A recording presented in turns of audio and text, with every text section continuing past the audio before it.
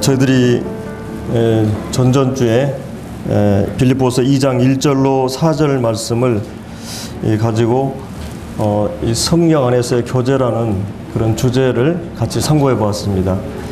그래서 이제 특별히 그 현대인의 특징이 이 개인주의고 또 현대 교회가 이 대형화되면서 사실은 교제가 사라진 이런 부분을 같이 생각해 보았고, 진정한 초대교회의 모습은 거듭난 성도들이 함께 가족으로서 이렇게 모여서 실제적인 교제가 이루어졌고, 그 교제가 이 영성의 그 실제적인 질을 이렇게 향상했던 것을 이렇게 볼 수가 있습니다.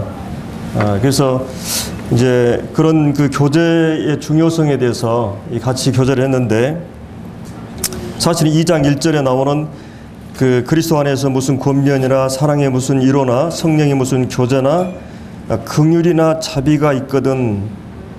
사실은 이 말씀은 이 교제나 권면이나 위로나 어떤 뭐 봉사나 이런 그 자체의 강조점을 두려고 하는 것이 아니고, 이 모든 것을 할 때 반드시 우리가 기억해야 될 부분을 이 본문에서 말하고 있거든요. 예를 들어서 우리가 교제나 말씀이나 봉사나 찬양이나 모든 그 성도들 간의 관계에서 할 때 반드시 염두해야 될 것이 뭐냐면, 그것이 이제 주님의 마음을 갖는 것입니다. 주님의 마음. 그것을 이제 우리가 두 가지로 요약할 수 있었죠. 3절에 나오는 이 다툼이나 허영. 이 다툼은 그 이 불화의 정신, 분열의 정신, 나누는 그런 정신이라고 그랬죠. 그 다음에 허영은 자기보다 자기 이상으로 꾸미는 교만을 얘기했어요. 그래서 모든 그 불화와 모든 갈등의 원인은 바로 이 불화 정신과 이 허영, 교만이다. 근데 이제 이 본문에서 2절에 나오는 그 마음을 같이 하고 같은 사랑을 가지고 뜻을 합하고 한 마음을 품어, 이게 사랑이라고 그랬죠. 이 다툼의 반대입니다. 그러니까 다툼의 반대는 사랑이죠. 사랑은 하나로 묶고 하나 되게 하고 하나를 목적으로 합니다. 사랑하게 되면 반드시 결과가 하나됨에 나타나고, 그 다음에 이제 거기 3절 하반절에 나오는 오직 겸손한 마음으로 각각 자기보다 남을 낮게 여기고, 이것이 이제 허영의 반대 말이죠. 이 겸손의 마음입니다. 자, 그러면 이제 그렇게 될 때 이제 자신을 돌아볼 뿐더러 다른 사람을 돌아보게 되는, 이로써 이제 사도 바울이 나의 기쁨이 충만케 하라 이렇게 말씀하셨는데, 오늘은 이제 그 겸손과 이 사랑, 이것의 이제 대표적인 그런 분이 누구냐? 바로 예수님이 그런 분이라고 하는 것입니다. 그래서 이제 이 예수님에 대한 부분을 5절부터 8절까지 이 5절에 나오는 말씀대로 너희 안에 이 마음을 품으라 곧 그리스도 예수의 마음이니. 자, 그러면 그리스도 예수의 마음은 무엇인가? 그것은 그 한마디로 요약하면 사랑입니다. 하나님이 세상을 이처럼 사랑하사 독생자를 주셨다. 하나님께 세상을 사랑하셔서 이 예수님께서 인간의 몸을 입으시고 우리 가운데 오셨죠. 이 사랑으로 요약할 수 있고, 자, 그거를 좀 더 구체적으로 얘기하면 사랑의 어떤 그런 속성이나 특성을 좀 더 구체적으로 얘기하면 그것이 바로 자기 비움과 겸손입니다. 이 겸손과 복종, 순종이에요. 예를 들어서 내가 이 자식을 사랑하게 되면 모든 마음을 비우고 그를 희생하게 됩니다.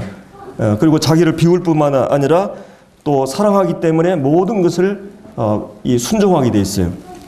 그래서 이제 오늘의 이 본문의 말씀 가운데 핵심은 바로 사랑인데, 그 사랑이 6절에 나오는 근본 하나님의 본체시나 하나님과 이 동등한 본질을 갖고 계시다는 말이죠.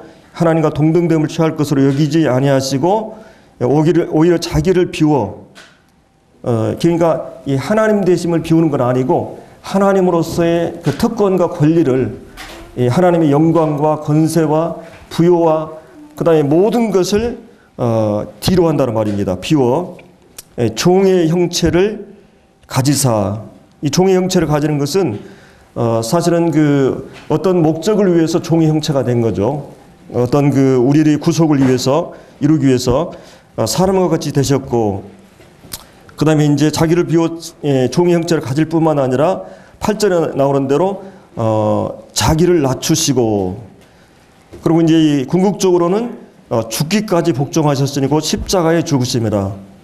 그래서 주님께서 자기를 희생함으로써 자기를 죽음에 내어줌으로써 하나님 앞에서 자기를 복종시킨 것입니다. 여기서 이 복종의 대상은 하나님이죠.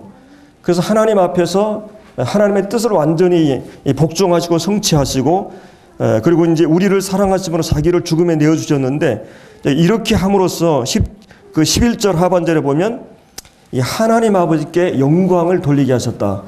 하나님께서, 예수님께서 하나님의 모든 마음의 뜻을 자기를 낮추시고 비우시고 복종하심으로써 궁극적으로 하나님께 영광을 돌리셨다는 것입니다. 근데 이제 이것은 예수님께서 그러셨는데 사단이나 최초의 아담은 그러지 않았어요. 최초의 아담은 교만했습니다. 하나님 말씀을 불순종했어요. 계명을 어겼어요. 이 교만이거든요. 그래서 하나님 앞에서 하나님 말씀을 어기고 교만하고, 근데 우리 주님은 둘째 아담 되신 주님은 전혀 반대 모습으로 오셨던 것을 볼 수가 있습니다. 자, 우리가 이제 오늘 이 본문에서 우리는 오늘 이 겸손에 대해서 함께 생각할 것입니다. 이 겸손이 무엇이고 또 이 교만이 무엇이고 이런 부분을 생각해 볼 것입니다. 어떤 한 담을 두고 이 두 가정이 살고 있었어요. 수요일 날 저녁에 제가 말씀드렸습니다만은 오른편 가정은 늘 조용하고 화기애애하고 또 항상 웃음이 그칠 날이 없고 이 화목한 그런 가정이었어요.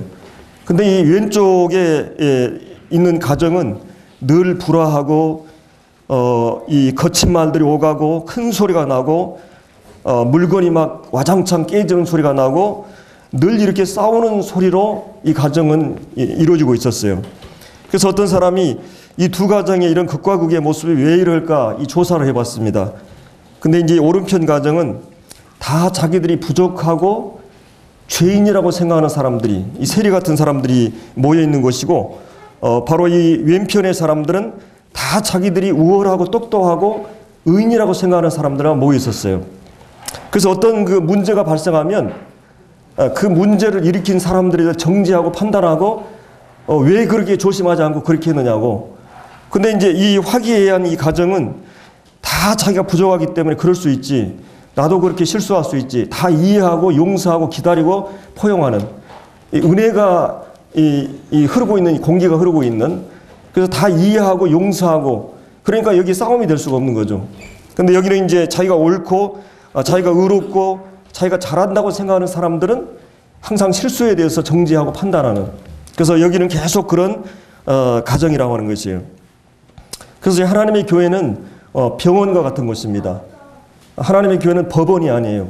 정죄하고 판단하고 옳은 것 그런 것을 쪼개내고 이런 게 아니고 다들 연약과 실수를 안고 이곳에 와서 함께 주님 안에서 용서하고 이해함으로써 치유되고, 그래서 이제 우리가 건강한 모습으로 충전되고, 이것이 바로 이 교회거든요. 그래서 이제 이런 두 모습을 볼 수가 있는데, 우리가 이제 어떤 의미에서 이번 2월 말에 복음 집회를 앞두고 우리에게 참 중요한 부분이 바로 성도의 마음이 하나 되는 것입니다. 물론 우리가 성령이 이미 하나 되게 하셨지만은, 그러나 실제적으로 우리가 마음이 나눠지지 않는 것, 이것이 중요하기 때문에 우리가 이제 1장 27절에 나왔던 오직 너희는 그리스도의 복음에 합당하게 생활하라.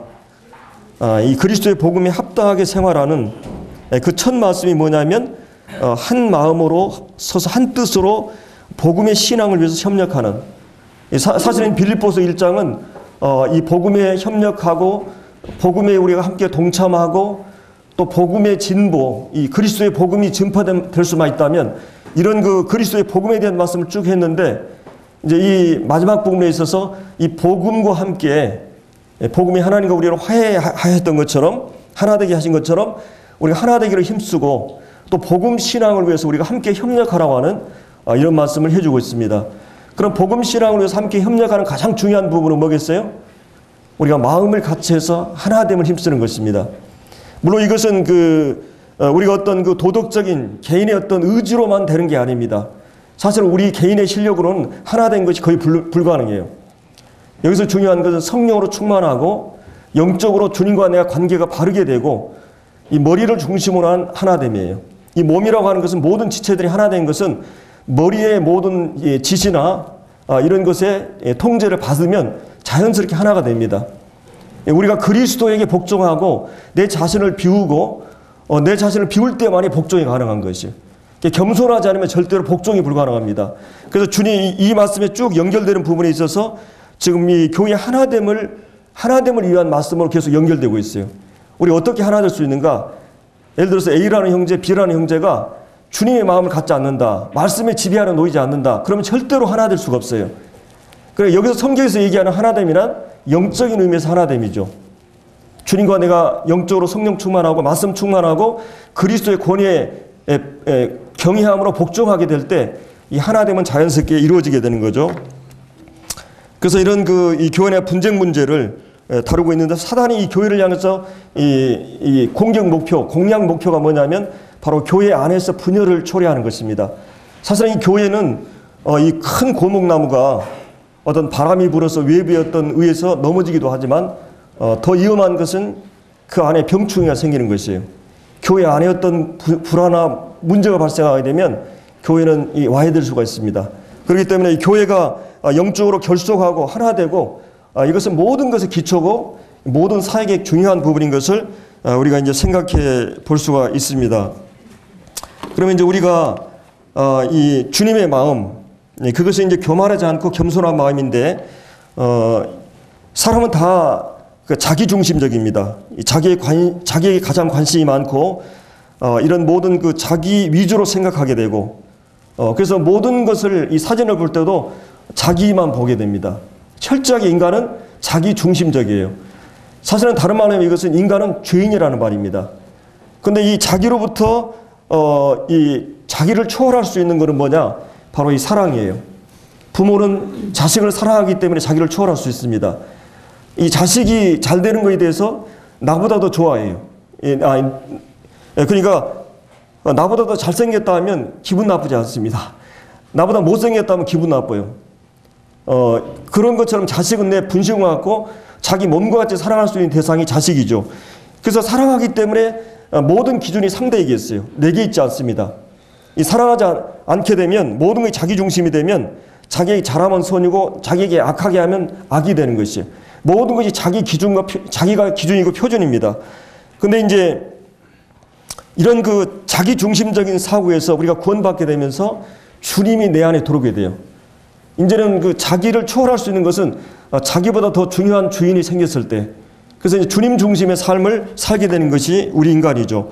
자, 사람이 사람 될 수 있는 것은 마음을 가졌기 때문이죠. 하나님은 외모나 지위나 신분을 보지 않고 바로 사람이 중심을 보시는데 인격의 중심은 바로 마음입니다. 하나님이 하나님 될 수 있는 것, 그것은 마음이 있기 때문이죠. 인격의 요소가. 우리가 거듭나면서 우리는 이제 하나님의 씨가 우리 안에 들어오게 됩니다.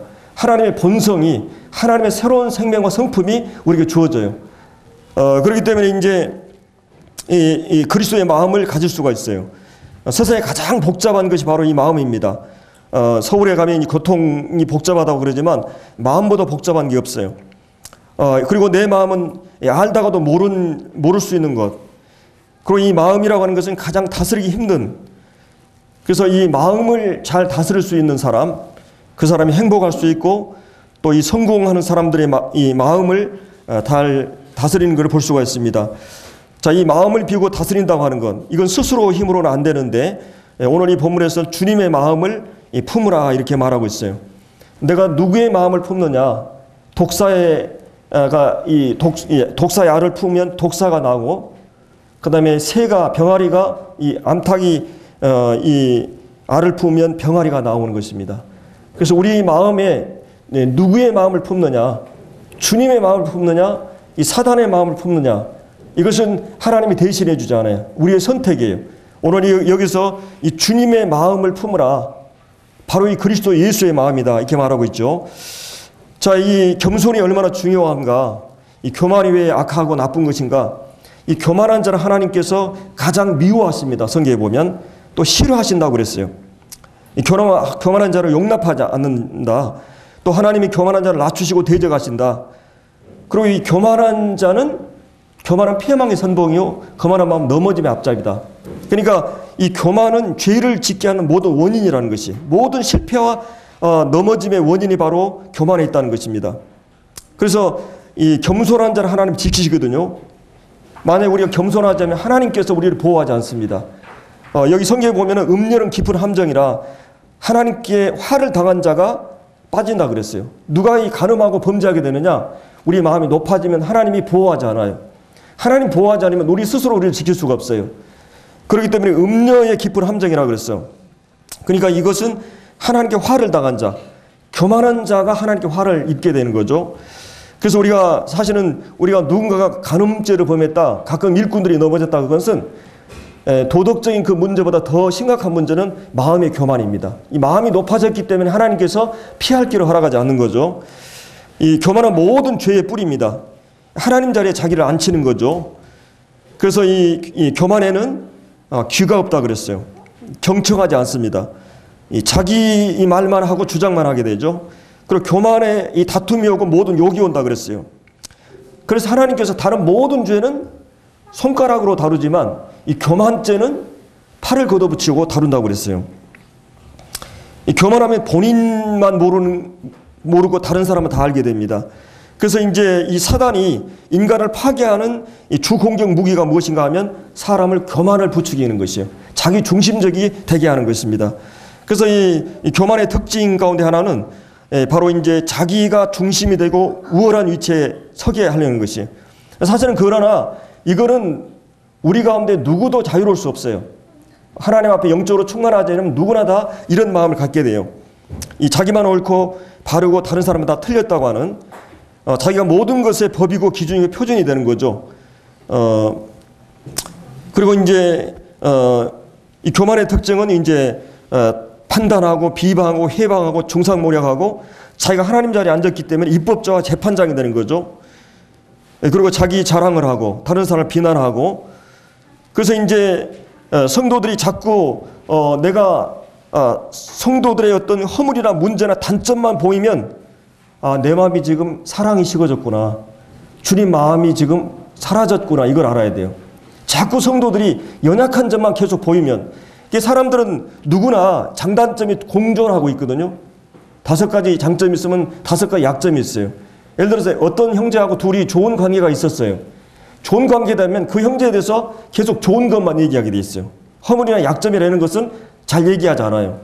근데 그 사람은 어떤 계기를 통해서 나빠지면 그 사람의 약점이나 문제점을 계속 생각하게 되고 보게 되는 것이에요. 우리 인간관계에서도 그러잖아요. 그래서 이제 내가 이 성도들의 연약이 보인다고 하는 것은 지금 내 안에 사랑이 없구나, 주님의 마음이 없구나 하는 것을 생각해야 됩니다. 그래서 이게 뭐가 안 되거나 안 풀리면 위아래도 없어요. 걸핏하면 대통령 욕하고 말이죠. 이 교만한 사람은 사실은 우리가 대통령을 보더라도 그 정도 하면 잘하는 거 아니에요? 기름 한 방울 안 나는 우리나라에서 그 정도 하면 정치를 잘하는 겁니다. 근데 우리는 하나님이 권위라고 하는 것은 하나님이 세우신 거거든요.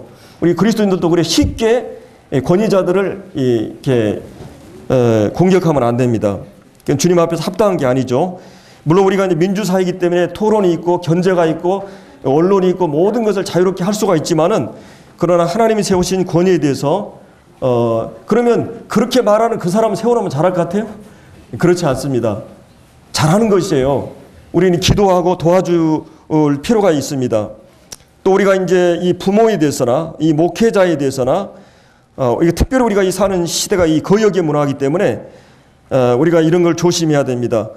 배후에 이게 하나님의 성령의 역사가 아니고 일반적으로 사단의 역사가 권위에 도전하게 하는 것이거든요. 여러분의 백화점의 물건이 우리 집안에 다 있지 않아요. 여러분의 부모님들이 못해주는 것이 많이 있을 수 있어요. 그래서 이 자식들이 부모님에 대해서 이 부모님이 참 무능하다, 왜 아니 어떻게 사실게 하면서 부족한 마음만 계속 얘기한다면 우리가 자식 키울 맛이 안 나는 거예요. 못 키우는 거죠.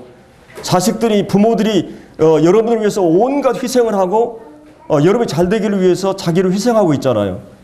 감사해도 지금 버거운데, 그래서 우리가 여러분의 부모들이나 이 교회의 일꾼들이나 또 이 국가의 위정자들이나 여러분의 공동체 안에 또 이 직장 안에 상관들이나 하나님이 세우신 질서나 권위를 존중하고 따르는 것이에요.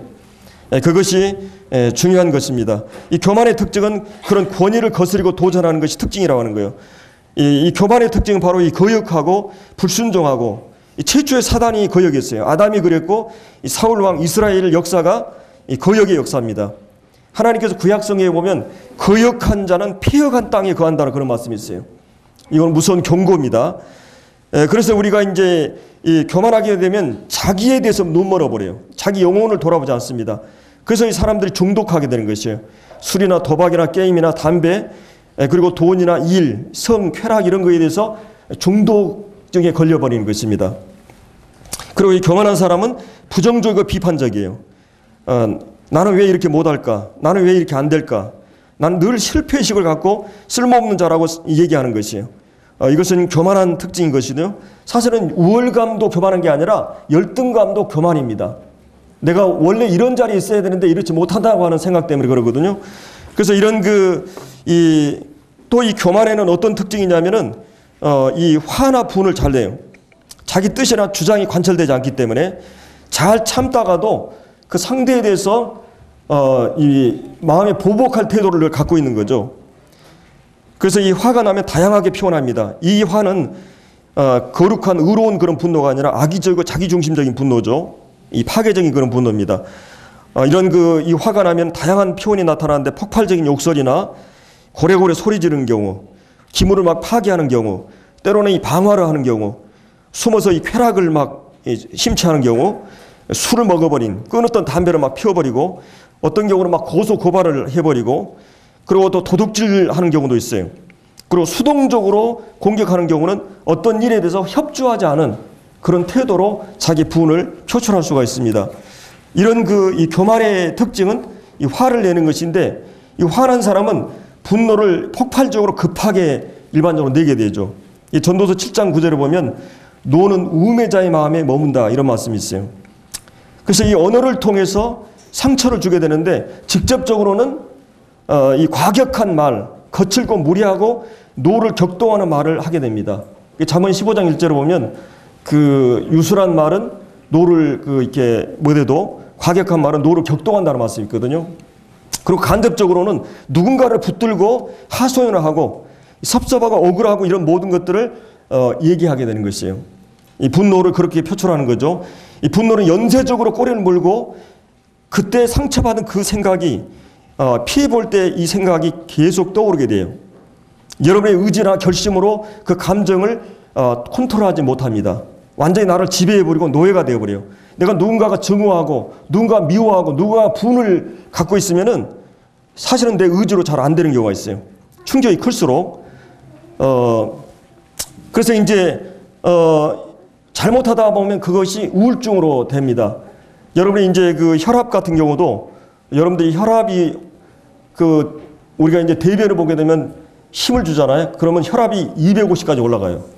여러분 100m 달리면은 막 뛰면 막 숨이 차니까 250까지 혈압이 올라가거든요. 근데 여러분 안에 엔돌핀이라는 게 있습니다. 사람 안에는. 그래서 그 혈압을 정상으로 만들어주는 게 바로 엔돌핀이에요. 그래서 많이 웃고 좋은 마음을 가지면 엔돌핀이 많이 발생한다고 그러죠. 근데 이게 혈압이 잘 조절되지 않은 사람이 바로 이제 고혈압이라 그러죠. 이것이 잘 조절이 안 되는. 이 250까지 올랐는데 정상으로 잘 안 오는 것입니다. 그럼 여러분들이 분노의 감정이 계속 이렇게 반복이 되면 어떠냐면, 뒤로는 고무줄이 처음에는 이게 팽팽하다가 계속 늘어나면 그 탄력을 잃어버려요. 그러면 이제 어떻게 되냐? 우울증이 거기서부터 오는 것입니다. 감정 컨트롤이 안 되는 것이에요. 분노의 마음을 스스로가 관리하지 못하는 상태가 되는 거죠. 그래서 우리가 알아야 될 것은 이제 이런 분노, 이 교만 안에서 일어나는데, 이 알아야 할 것은 상대에게 모욕을 당하고 공격을 당한다 할지라도 내 본연의 가치가 상실되지 않아요. 여러분이 어떤 공개적으로나 개인적으로 상처를 줬어요. 그래서 그것 때문에 마음에 분노가 일어나는데, 여러분이 어떤 사람에게도 모욕을 당하고 공격을 당한다 할지라도 여러분의 본연의 가치가 상실되지 않는다는 것이에요. 그 가치는 그대로 있습니다. 여러분 예를 들어서 수표가 1억짜리 수표인데 여러분이 그걸 발로 밟았다고 생각해봐요. 그걸 꾸겼다고 생각해봐요. 근데 그 가치가 손상됩니까? 그렇진 않아요. 하나님이 한 개인에게 주신 그 사람의 가치나 하나님의 형상은 절대 손상되지 않습니다. 그걸 기억해야 돼요. 때로는 이제 이 자괴감이 들고 그런 걸 또 모멸감, 또 이 나를 우습게 봐, 그리고 무감각, 무능감, 이 자존감이 하락되고 그러기도 합니다.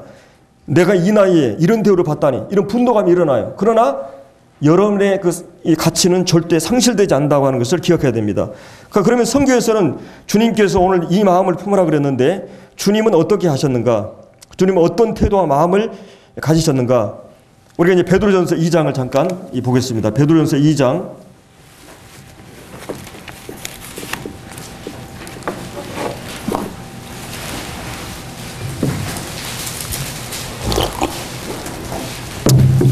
네, 19절. 부당하게 고난을 받아도 하나님을 생각함으로 슬픔을 참으면 이는 아름다우나 죄가 있어 매를 맞고 참으면 무슨 칭찬이 있으리요. 그러나 선을 행함으로 고난을 참으면 이는 하나님 앞에 아름다우니. 자, 여기서 부당하게 억울하게 고난을 받아도 하나님을 생각함으로. 그러니까 그리스도인들은 이 부분을 어떻게 소화해야 돼요? 그런 나를 참 부당한 대우를 받고 억울한 대우를 받고 상처를 받고 이랬을 때 어떻게 하라고 하는 것이요? 하나님을 생각함으로. 하나님이 살아계시고 그것은 하나님께서 이 상황을 아신다는 것이에요. 그리고 하나님께서 이 상황을 가장 합당하게 처리하신다는 겁니다. 이것에 대한 믿음이 있기 때문에 하나님이 없다면 우리가 인내한다거나 참는다는 것은 의미가 없어요. 도덕적으로 우리가 참는 게 아닙니다. 그냥 참는 게 아니에요. 극기하는 게 아닙니다. 하나님이 살아계시고 그분이 내 상황을 아시고 이 상황을 가장 하나님이 기뻐하시는 바대로 통제할 것을 아시기 때문에 하나님을 기억하면서 참는 것이에요. 참 아름답다. 하나님 생각함으로 참게 되면. 그리고 이제 또 한 가지는 선을 행함으로. 내가 막 죄를 범하고 막 나쁜 짓 해가지고 자기가 상처받은 거 있으면 의미가 없죠. 그러나 내가 정직하고 선을 행하고 바른 일을 하는데 고난을 받으면 그러면서 참으면 하나님 앞에서 아름답다. 21절에 이를 위해서 너희가 부르심을 받았다. 또 그리스도 너희를 위해서 이 고난을 받으사 너희에게 본을 끼쳐서 그 좌치를 따라오게 하기 위해서 우리를 부르셨다는 거죠. 주님은 어땠습니까?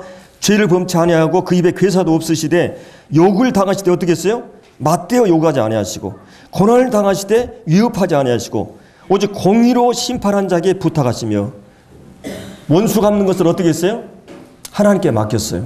내가 그 보복을 한 게 아닙니다. 그래서 마태복음 5장에 보면 이는 이로 눈은 눈으로 갚으라는 걸 들었으나 너희는 그렇게 하지 말라. 그러면서 악한 자에 대해서 대적하지 말라. 또 적극적으로는 원수를 사랑하고 이웃을 위해서 핍박하는 자로서 기도하라.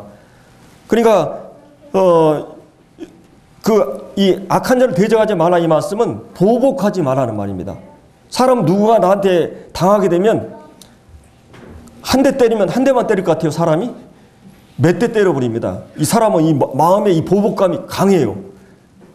그렇기 때문에 누가 나에게 안 좋은, 나를 무시하거나 어떤 형태로든 상처를 주게 되면 그 상대에 대해서 마음에 이렇게 울분이 일어나게 돼 있어요. 근데 그리스도인은 어떻게 해야 되냐? 하나님의 자녀는 어떻게 해야 되느냐? 하나님은 어떻게 하셨는가? 악인과 선인에게 비를 내리고 햇빛을 주신 것처럼 너희 아버지까지 온전하신 같이 너희도 온전하라. 그러면서 기도할 뿐만 아니라 원수를 사랑하고 보복하지 말라. 주님이 오늘 본문에서 뭐라 그랬어요? 죄가 없었어요. 그 입에 괴사도 없었어요. 그런데 억울하게 욕을 당하는데도 욕하지 않아하고 고난을 받으신데도 위협하지 아니하고 하나님께 맡겼다는 것이. 이 로마서 12장에서도 너희에게 악하게 대하고 핍박하고 이런 자들에 대해서 하지 말고 원수 갚는 것을 하나님께 맡겨라. 그러면서 그 원수를 대접하고 먹이고 입히라 그랬어요. 그 머리 위에다 숯불을 놓는다는 말을 있죠. 그리고 악으로 선을 갚지 말고 선으로 악을 이기라 그랬어요. 선으로, 사랑으로 이것을 이기라는 말씀이죠. 그래서 이제 여러분들이 이 주님께서 어떻게 하셨는가, 우리도 그 자취를 따라가기 위해서 이 부름을 받은 자들이고 그 주님이 그 자취를 본을 보이셨어요. 그래서 우리가 이 하나님 아들다운 행동, 이 용서하지 않으면 하나님께서 용서하지 않는다는 말씀하셨어요. 마태복음 6장 14, 15절에 보면 너희 과실을 용서하지 않으면 너희 천부께서 용서하지 않는다. 그러니까 용서하지 않으면 여러분의 모든 기도는 스톱이 돼버려요. 용서하지 않으면. 왜 내가 하나님이 기도 응답되지 않을까? 사실은 대부분의 문제는 내 교만 때문이에요. 용서하지 않는 마음 때문이에요. 여러분, 기도가 다 막히는 것은, 아무리 기도를 던져도 안 되는 것은 긍휼히 여기지 않는 자는 하나님이 긍휼히 여기지 않는다 그랬어요. 용서하지 않으면 하나님께서 용서하지 않는다는 것이에요. 죄악을 품으면 주께서 듣지 않는다 그랬죠. 그래서 이제 여러분들이 분명히 알아야 될 것은, 내가 복수, 응징, 해를 입히지 않아도 하나님께서 그냥 내버려 주지 않습니다. 우린 그걸 기억해야 돼요. 내가 그 사람 복수하지 않고 내가 그 사람에 대해서 응수하지 않아도 하나님께서 그 부분을 공정하게 치리하십니다. 여러분 한번 보세요. 내가 그를 용서하고 하나님께 맡겼을 때 하나님이 그를 처벌하십니다. 여러분이 다윗을 보세요. 사울에 대해서 끝까지 용서했어요. 그리고 이 시므이가 이 다윗이 막 도망갈 때 저주했잖아요. 그때 하나님께 맡겼어요. 그리고 이 압살롬이 자기를 반역했을 때 다 용서했습니다. 그러면 다윗이 용서했기 때문에 하나님이 그냥 두냐? 하나님이 공정하게 처리하십니다. 사울의 최후가 어떻게 됐습니까? 시므이의 최후가 어떻게 됐어요? 압살롬의 결말이 어떻게 됐습니까? 여러분이 우리가 용서하고 하나님께 맡긴다고 그래서 그 사람에 대해서 하나님 분명히 다루시는 것입니다. 우리는 그거를 기억해야 돼요. 그리고 이 화를 처리하는 방법은, 잡초를, 우리 안에 이 잡초, 이 교만을 제거하는 방법은 뭐 이제 잡초를 손으로 뽑고 호미로 뽑고 그다음에 불태우고 막 제초제해도 막 뿌리가 나오잖아요. 그거는 뭐냐면 거기다가 옥토를 만들고 좋은 것을 심으면 돼요. 이 기독교는 소극적이지 않아요. 금욕주의가 아니에요. 여러분이 복수하고 죄를 짓지 마라, 화를 내지 마라, 이것만 얘기한 게 아니라 그리스도의 마음은 어떤 마음이냐? 사랑의 마음이에요. 내 안에 사랑이 움틀 때, 주님의 이 사랑이 회복될 때, 우리 안에 사랑이 우리를 번지고 지배할 때 이 문제는 훨씬 가볍게 해결될 수 있어요. 잡초를 제거하는 방법은 거기다 꽃밭을 만드는 것입니다. 옥토를 만드는 것이에요. 꽃이 거기서 피우고 이게 되면 모든 것은 관리하게 되고 없어지게 되는 것이에요. 그래서 우리가 이 화가 날 때 이 상처를 주는 또 상처를 주는 데는 반드시 어떤 이유나 요구가 있습니다. 그래서 우리가 어떤 화를 내거나 상처를 주는 사람들이 있을 때는 먼저 그 사람이 왜 그렇게 했는가를 이유를 생각해 봐야 돼요. 그냥 화를 낸 게 아니거든요. 그래서 상대를 이해하려고 하고 왜 어떤 이유 때문에 어떤 요구 때문에 그랬는가 이해하려고 그러고 이 억울하고 부당한 어떤 것이 있다면은 그걸 생각해야 돼요. 물론 그런 것들이 어떤 교만이나 우월감 때문에 상처를 주기도 하고 아니면 정당한 이유가 있을 수가 있어요. 그런 것들을 생각해 보는 게 필요하다는 거죠. 그래서 공자가 그런 말을 했는데, 왕이 화를 참지 못하면 나라를 잃고, 관리 사원이 화를 참지 못하면 파직하고 직장을 잃는다. 부부가 화를 참지 못하면 가정을 잃고, 이 목회자가 화를 참지 못하면 교회를 잃고, 부모가 화를 참지 못하면 자녀를 잃고, 친구가 화를 참지 못하면 친구를 잃게 된다. 그래서 이 성경 잠언 16장 32절에 노하기를 더디한 자는 용사보다 낫고 자기 마음을 다스린 자가 성을 빼앗는 자보다 낫다 그랬어요. 그러니까 이 겸손과 온유는 쌍둥이에요. 서로 분리할 수 없는 거예요. 항상 같이 다니는 겁니다. 겸손한 사람이 온유한 사람이에요. 이 팔복에서도 심령이 가난한 자는 복이 있나니 천국이 저희 것이다. 그리고 애통한다 그랬어요. 하나님 앞에서 자기를 발견하니까 제가 정말 연약하고 죄인이구나 하는 걸 깨달을 때 탄식을 하고 애통을 하게 되는 것이에요. 그 다음에 온유한 자는 복이 있나니 이 땅을 차지한다고 그랬죠. 이 온유라는 말은 자기 권리나 정당성을 변명하지 않는다는 말이에요.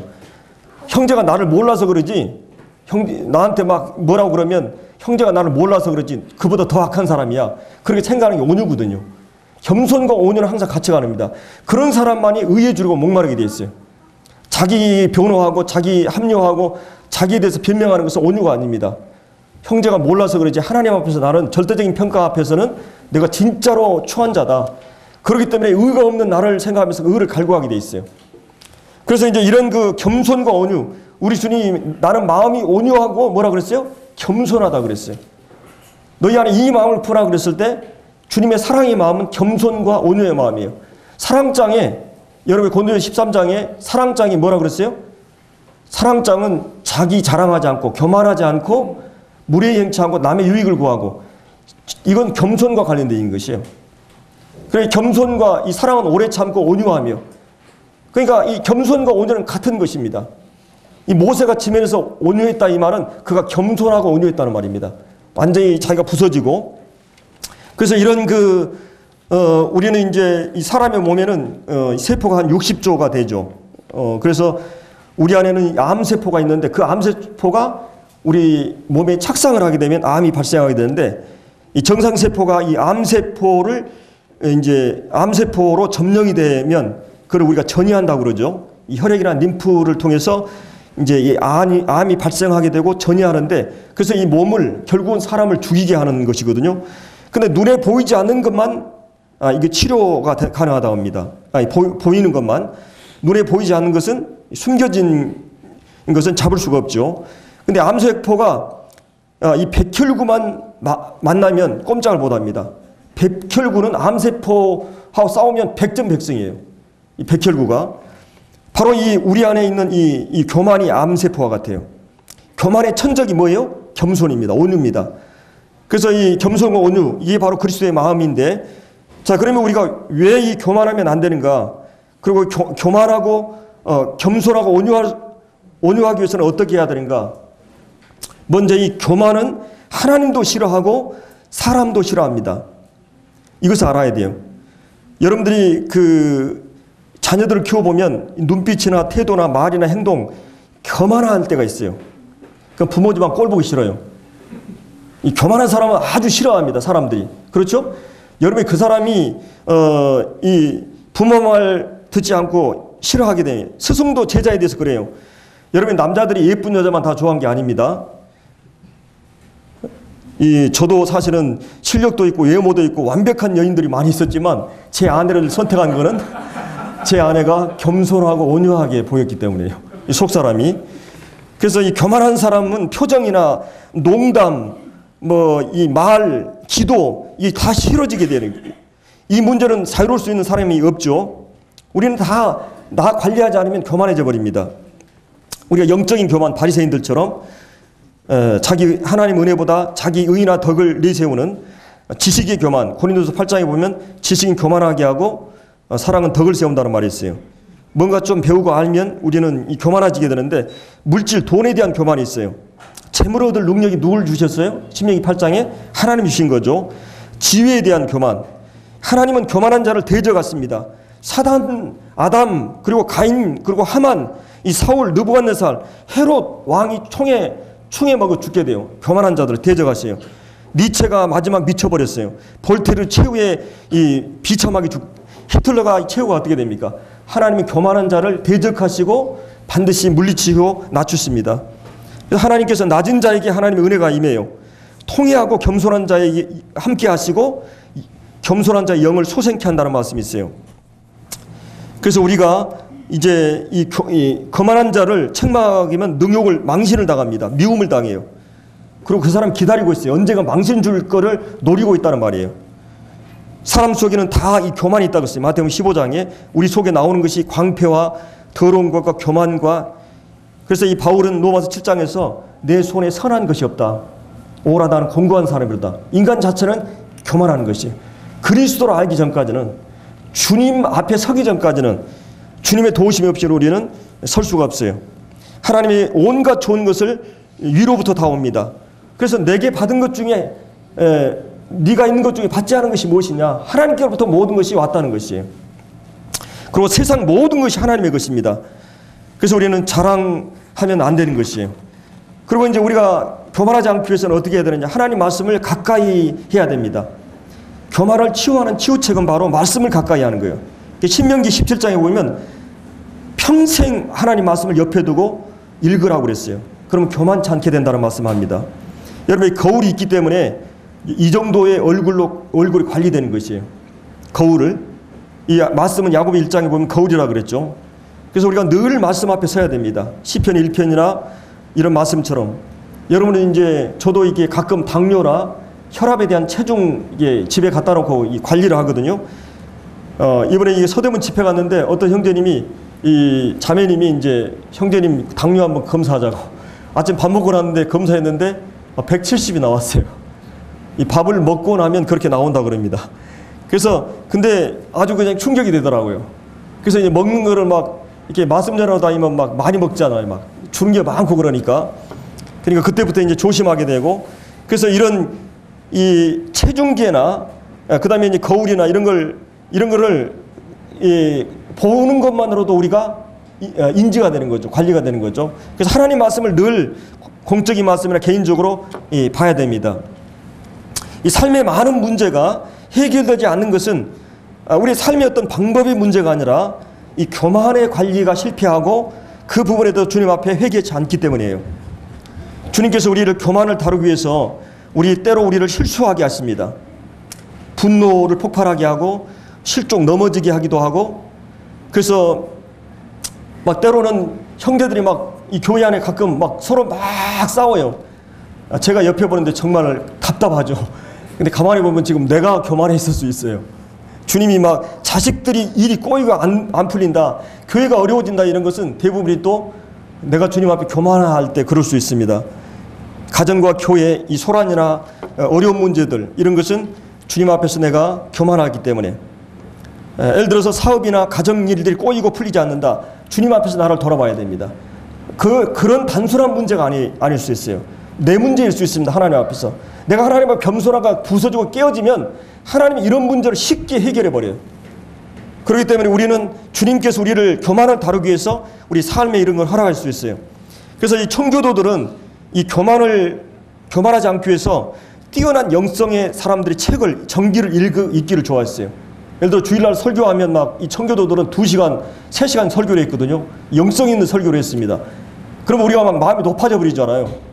그래서 주일날 오후에 그들은 훌륭한 역사의 전기들, 하나님이 쓰셨던 위대한 인물들의 전기를 읽습니다. 그거를 보면 내가 그냥 완전히 아무것도 아닌 걸 느껴져요.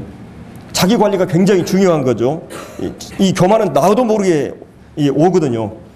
이 사단은 영적인 존재이기 때문에 그가 죄를 범해서도 하나님이 다룰 수가 없어요. 옥에 감금하거나 방치할 수밖에 없어요. 그럼 하나님이 우리 인간에게 육체를 주신 것은 큰 은혜예요. 그래서 하나님께서 우리의 육체나 환경이나 인간관계의 어려움이나 이 사건, 사고, 질병, 자녀들 문제, 이런 여러 가지를 통해서 하나님이 어려움, 고난을 주십니다. 그래서 하나님의 고난을 통해서 우리를 겸손케 하셔요. 그래서 이제 이 사도 바울 같은 위대한 분도 하나님께서 이 환경의 어려움을 주기적으로 허락하십니다. 왜 그랬어요? 고린도서 1장에 보면 자기를 의뢰하는 질병을 치료하기 위해서, 자기를 의뢰하지 않고 하나님만 의뢰하기 위해서. 사도 바울은 얼마나 이 계시를 많이 봐요. 14권의 성경을 썼고 이 3개 대륙을 복음화했어요. 교회 개척을 하고. 사도 바울의 영성이나 그 계시나 이런 거 어마어마하거든요. 그래서 이 고린도후서 12장에 보면 네가 계시를 너무 많이 받아가지고 자고하지 않게 하기 위해서 육체에 가시를 두셨다고 그랬어요. 외부적인 환경의 고난과 살 소망이 끊어지는 그런 환경의 고난이 계속됩니다. 그리고 그 육체 안에다가 가시를, 질병을 주셨어요. 그래서 이 질병 때문에 사도 바울이 뭐라고 그러냐면은 이 질병은 자기가 약한 거라고 그랬어요. 그리고 그것 때문에 자기가 능욕을 방하고 궁핍하고 곤란을 당했다고 그랬어요. 근데 하나님은 그걸 그에게 허락해 주셨어요. 그것 때문에 사도 바울이 얼마나 간절히 기도합니까? 주님께 이것이 없어지더라고. 근데 하나님께 뭐라고 대답했어요? 내 은혜가 내게 족하도다. 네가 자고하지 않게 하기 위해서, 그리고 하나님의 능력이 계속 너 안에 머물게 하기 위해서 네가 하나님 앞에서 얼마나 연약한 상황이 돼야만이 주님 의지하게 되기 때문에. 그래서 사람은 쉽게 교만이 올라오거든요. 겸손했다가도. 그래서 이제 이런 그 시편 다윗도 고난 당하기 전에 내가 그릇 행했다. 그러나 주의 율례를 배우게 됐다 그랬어요. 하나님 나를 괴롭게 하심이 신실하심 때문이구나. 하나님이 나에 대해서 무관심하기 때문에 고난을 주신 게 아니라 나의 중심을 하나님이 향하도록 하기 위해서 내 삶에 계속 이 삶의 길목에다가 고난의 를 걸쳐놓는다는 것이에요. 하나님이 나에 대해서 신실하기 때문에, 미쁘시기 때문에, 나에 대해서 방관한 게 아니라 나를 관리하기 때문에 그렇게 한다는 것이에요. 기복적인 것은 신앙이 아니죠. 그건. 그렇기 때문에 겸손은 그냥 얻어지는 게 아닙니다. 이 고난을 통해서. 그래서 우리가 주변 사람을 원망하거나 다른 사람에 불평하거나 다른 사람을 책임져 가지 마세요. 모든 문제의 원인은 나에게 있어요.